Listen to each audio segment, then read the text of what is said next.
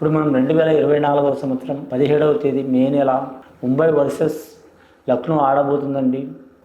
Mumbai match పరంగా చూడాలంటే మాత్రం చాలా వరకు మాత్రం హార్దిక్ పాండ్యా సారథ్యంలో రోహిత్ శర్మ అనుభవపూర్వకంగా చాలా వరకు మాత్రం బ్యాటింగ్ పరంగా, బౌలింగ్ పరంగా, ఫీల్డింగ్ పరంగా రాణించే అవకాశం ఉంది.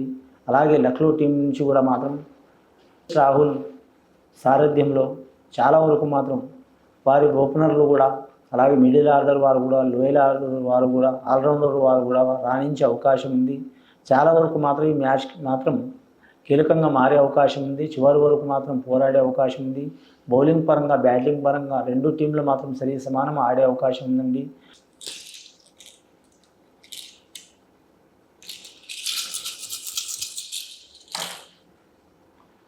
నాలుగు ఓవర్లు పడ్డాయండి. ముఖ్యంగా 4వ సంఖ్య మాత్రం చాలా వరకు మాత్రం ముంబై టీంకి గెలిపించే అవకాశం ఉందండి.